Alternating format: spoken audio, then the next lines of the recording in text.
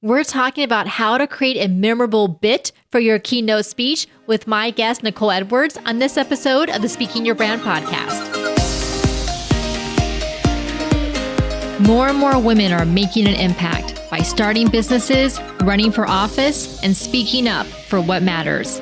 With my background as a TV political analyst, entrepreneur, and speaker, I interview and coach purpose-driven women to shape their brands, grow their companies, and become recognized as influencers in their field. This is Speaking Your Brand, your place to learn how to persuasively communicate your message to your audience.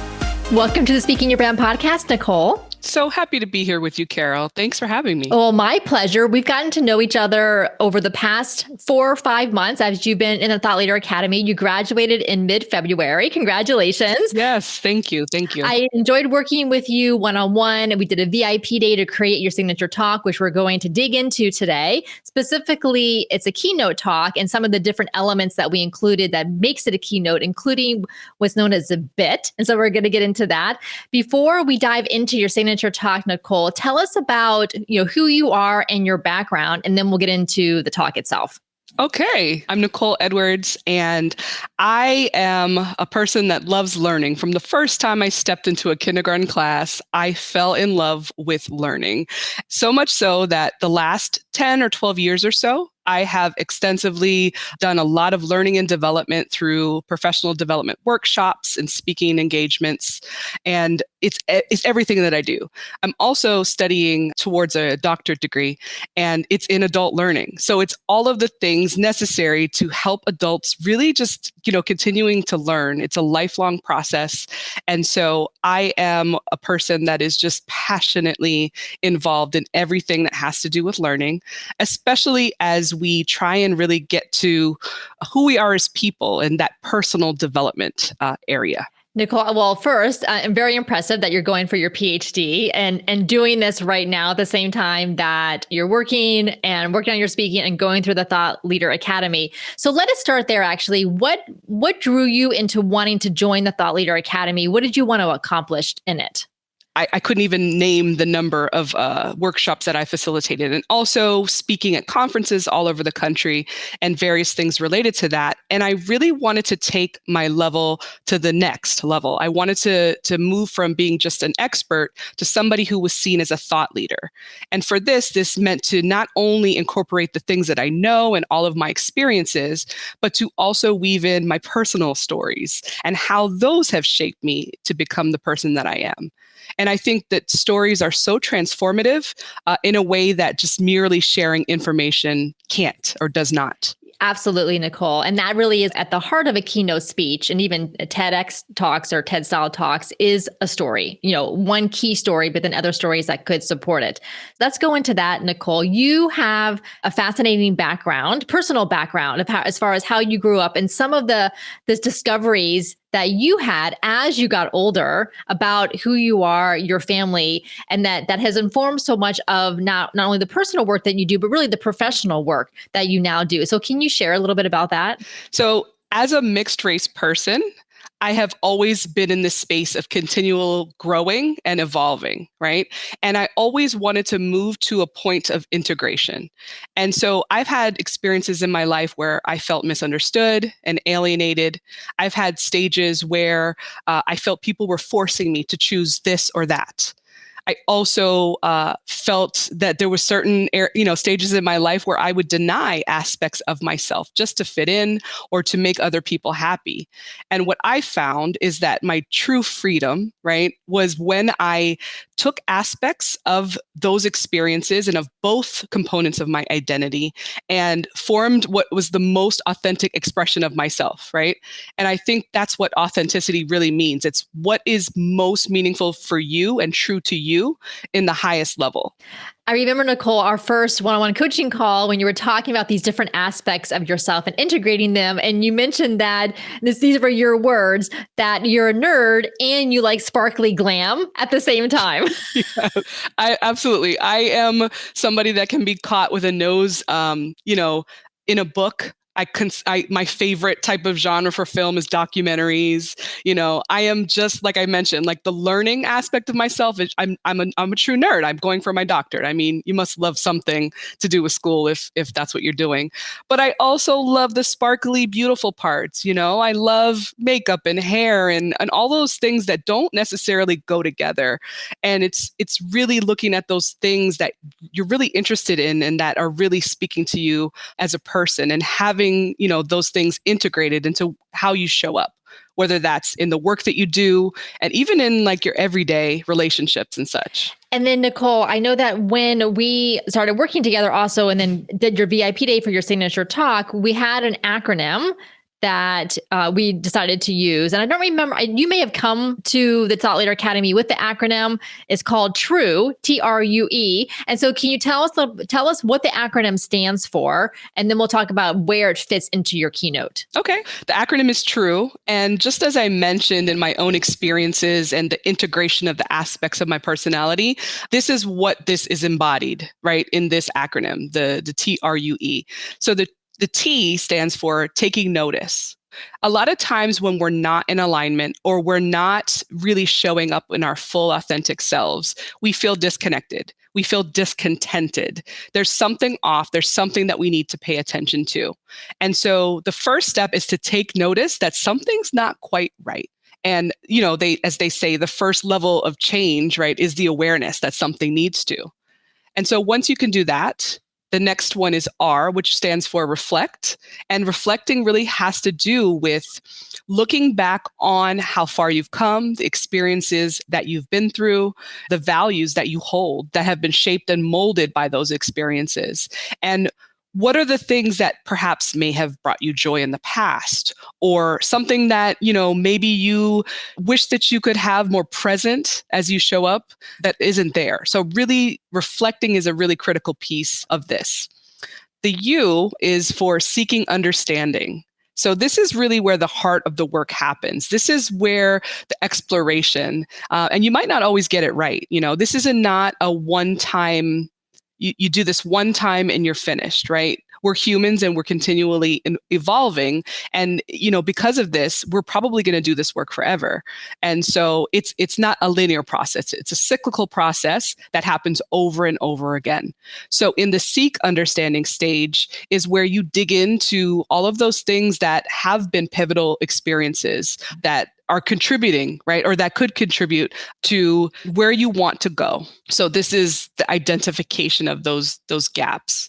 And then the last one is E, where you embody the change. This is the true integration stage where you've not only taken notice, you have reflected, you have sought understanding to continue to help you grow. And now you are embodying that change. And embodying that change takes practice. It's going to be clumsy sometimes, and that's okay.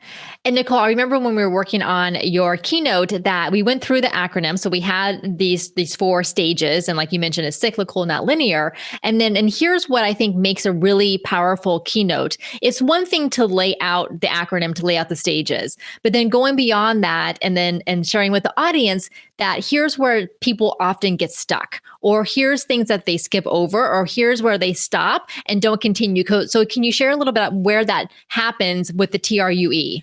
The first one is taking notice. And this is kind of like sleepwalking, so to speak, right? It's kind of an exaggerated way to show it, but it's kind of just like moving on, sleepwalking, zombie-ish through life, right? You're sometimes comfortably comfortable, I think the saying goes, where you're just going with the motions and you're just existing, right? Nobody likes to feel like that. Everyone wants a sense of adventure, a sense of purpose, a sense of, this vibrant, essence to their being. And so the first one, if you're stuck in there, it looks kind of like a zombie, right? The next one for reflection is, have you ever noticed things that maybe people tell you that you've heard repeatedly over your lifespan, right? And sometimes maybe it hurts a little bit. Sometimes maybe you don't want to even try it on because it doesn't sound like anything remotely like you. This is kind of like looking in the mirror and you don't even recognize yourself, right? What happens here is that things show up. They mirror themselves everywhere around you, right? You can start to see the things that you might need to pay attention to. And until you do pay attention to those, they'll come up bigger and bigger and bigger, right? Kind of like that big mirror or multiple mirrors in your face. And then I remember that you mentioned that a lot of times people stop with the you, or they get stuck in the understanding and they never go into the embodiment stage. And so what happens when people stop there and don't do the embodiment? So it's kind of like planting a seed that never does anything, right? It never turns into the next form, so to speak. Like it never turns into the flower. It's just merely stuck in the mud. And all of the good stuff happens in the mud. I feel like that's where all those nutrients and all those beautiful things that are potentials are there. But unless we do this work and this understanding, we are like a seed that never grows. And I'm sure everyone knows what that feels like when you feel stagnant or stuck or lost, your sense of purpose. That's what that means to me. And I think about and I have your board here that I'm looking at as we're chatting that we did together. And I know that you're starting off with a personal story, professional personal story of when you were feeling stuck in a role that you had. And even though you were a rock star in the role and you were, you were great at it, the company, loved you in that role, you got to the point where you realized that you were not embodying the potential that you saw for yourself. And I love that you share that personal story in the beginning, and then kind of take the audience then through to what it can look like for them in these 4 stages of the TRUE. I just think it's so important. I think many people can relate where they feel like something's tugging at them, that there's more, that there's other aspects of themselves that they'd either like to explore, or maybe they had explored, but they kind of, put it aside because of life responsibilities, et cetera. And the feeling that feeling that undeniably you have to move to do something, right? So you have to decide to be true. You can't it just doesn't happen. It has to be a decision, and it has to be a continual decision. And here's the thing you're not the only one that benefits from that. Everyone around you now gets that same permission to do the same thing. And they're looking at you for how to do that. Nicole, so when we worked on your keynote, so the first kind of thing that we do is we lay out all of the content. So the stories, the key points, you have your acronym, the supporting points, audience engagement, et cetera. And then what we do after that is we go and we add what I call layers to your talk. So layers are things like enhanced storytelling, multimedia elements, cultural references, third-party credibility, and also props and costumes. And then finally, thinking about body movement, vocal variation, et cetera, which is really important for keynotes because keynotes have a performing aspect to them, as opposed to say workshops, trainings, where you still need to do a good job with your delivery, but it's not quite the same thing as a keynote. So speaking of performing, this just popped in my mind. Can you please share the story of the audition? Because I love the story, and it's actually in your talk. So this is one of those stories where you just have to go with it because embarrassment happens to us, and it's all good. So a couple of years ago, I really wanted to be part of a stage production. I've always wanted to do performance. As a young girl, I wanted to be an actor, but I never quite followed that path, but I never also let it go. So it was something that was new, and I found out that locally in the Heights was going to be in town and that they were taking auditions, okay? So this is like in the Heights, like Lin-Manuel Miranda in the Heights, right? No pressure. No pressure. Doesn't matter that I've never sung. Doesn't matter that I didn't know how to sing or dance, right? Rather. And so I just decided, you know what? I need something new in my life, and I'm going to go try this. So I got a vocal coach. I practiced the lines of the character that I was going to audition for. I took a couple of salsa dancing lessons, right? A couple of salsa dancing lessons, not like the full-on choreography, just like the simple thing, right? And I thought that was enough to study. And I prepared as best as I could. And I went to the audition. My vocal coach came with me. And they did the first round of auditions, which is the singing part. And I thought I was so smart because the character had red hair, right? So I dyed my hair red. But when I got there, 13 other girls also had their hair dyed red. So original idea, right? So I got on stage and I did what I practiced with my vocal coach. And I will say I passed the vocal part of the audition, which was pretty incredible because I can hold a tune, but I'm not a singer by any means. So then the second rounds of auditions happened. And this was the part that I thought that we were just going to do the 1-2. I was just going to do the simple salsa dance move. And we were in groups of 4, I think. And we got with the choreographer of the show and he was going to teach us, I think 4 8 counts or something like that. And so he started and the first 8 count went so fast. I didn't even have time to like stand in my space. I was so lost.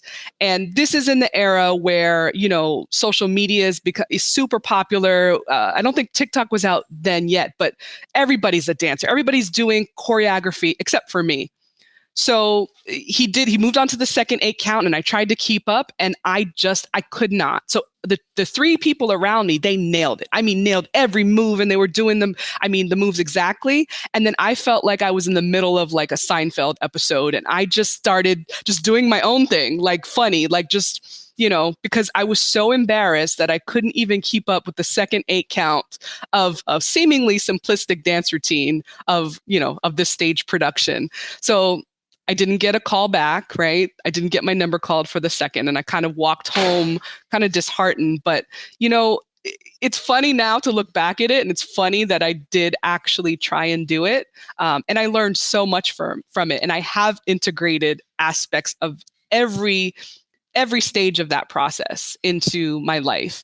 But it's just something so funny. And so I hope people can relate to something that went terribly wrong that they tried and they seemingly failed. Well, Nicole, thank you for sharing that. Trust me, I know that I have my own embarrassing attempts at things, and I'm sure the listeners do as well. And really, you sharing that story, whether it's here on the podcast or in your talk, when we share stories like that, kind of those vulnerable stories, it creates a connection with the audience. I remember in the Thought Leader Academy group that you were in, that first of all, so many of the women in that group like to perform or did some type of performance when they were younger, whether it was acting or singing or dancing or playing a musical instrument, like, recitals. So that definitely seems to be something that a lot of speakers have in common, which is this performance aspect. And the second thing, I remember there was this one call we did where I had everyone share an embarrassing story. Yeah. And didn't you feel like you knew the women so much better after you heard their stories? Absolutely. The stories are such a powerful connector. Absolutely. All right. So you had that story in your keynote. Again, like it's fun because it adds a little bit of levity. It shows that vulnerability, that relatability. And then also, so for those of you listening, you can't see this.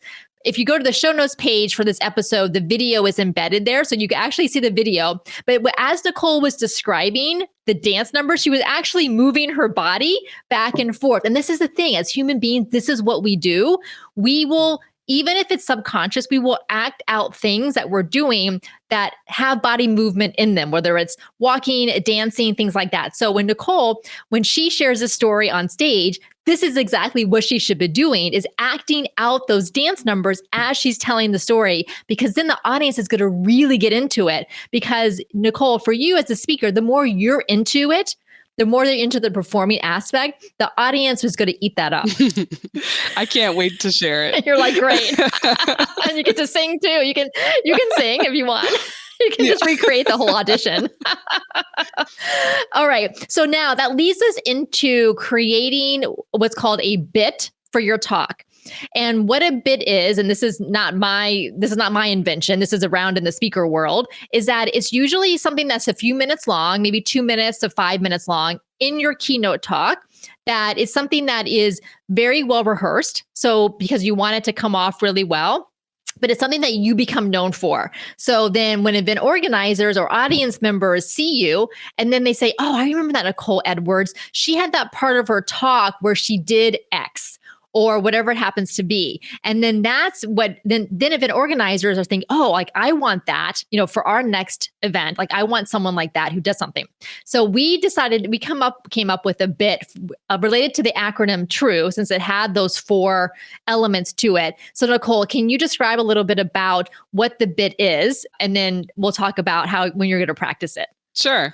So the just to back up just a little bit, for this whole notion of a bit, it really accents and helps me to extend all of the experience that I've had previously. So my focus has always been experiential learning and transformative learning. And what that means is that it's just not kind of a one-directional talk. It's getting people involved, having a little fun with it, trying on a new idea, right? And in that, your perception shifts, right? So transformative learning really happens when someone can have a change in perception.